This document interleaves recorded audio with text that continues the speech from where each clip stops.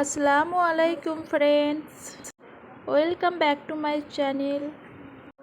তো আজ আমি বানাবো এক ভাপা চালের পোলাও, যেটা একদম ঝরঝরে হবে আর খেতেও দারুণ হবে।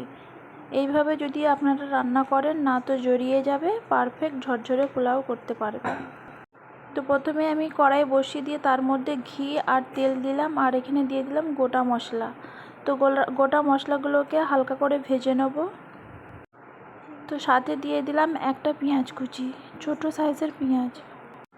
তো পেঁয়াজটা দেবার পরে একটু ব্রাউন কালার করে ভেজে নেব।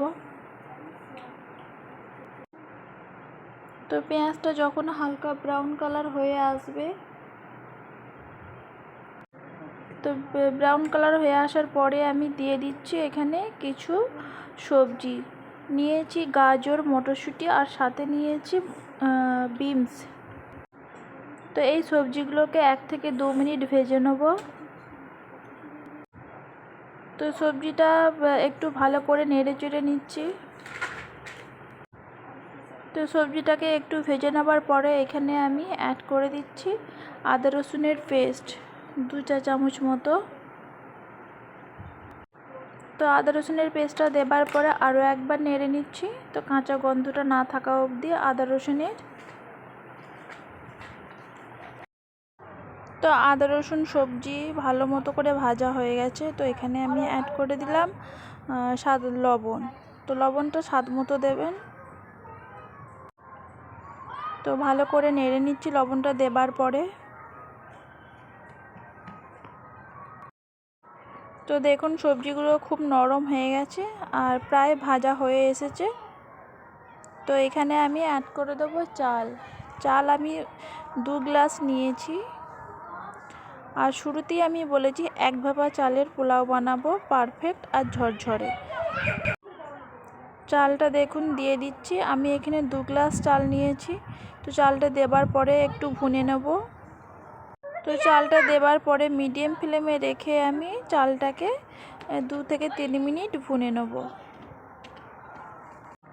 তো এই পোলাওটা খেতে অনেক মজা আর সুস্বাদু হয়েছিল। আপনারা একবার এভাবে ট্রাই করবেন। তো এখানে আমি যতটা চাল নিয়েছি ততটাই পানি দেবো। তো বেশিও দেবো না, কমও দেবো না। আমি এখানে যে বাটিটার চাল নিয়েছি সেটারই আমি এক বাটি পানি দেব। আপনারা চাইলে গরম পানিও দিতে পারেন।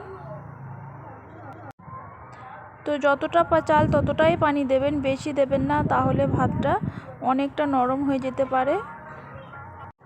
তো পানিটা দেওয়ার পরে দেখুন ভালো করে মিশিয়ে নিচ্ছি। তো এখানে আমি ঢাকা দিয়ে রেখে দেবো 5 মিনিট মতো।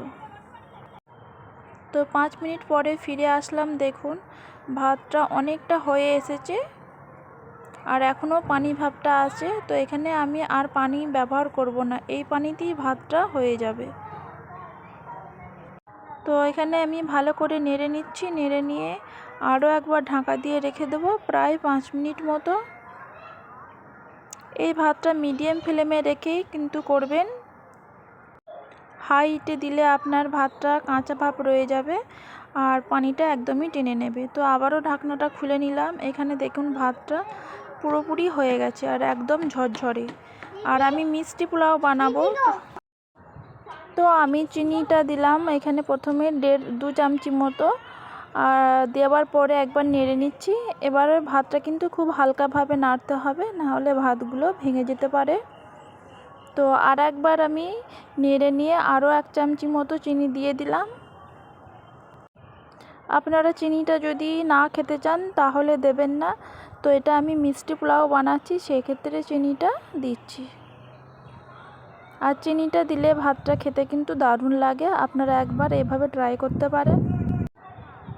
তো দেখুন মিষ্টিটা দেবার পরে আরও একবার নেড়ে নিচ্ছি আর আরও একবার ঢাকা দিয়ে রেখে দেবো একদম মিডিয়াম ফ্লেমে 2 থেকে 3 মিনিট মতো। তো দেখুন খুব সুন্দরভাবে ভাতটা হয়ে গেছে। এখানে পরিবেশন করতে পারবেন আপনারা এভাবেই। আর ভাতটা একদম ঝরঝরে হয়েছে।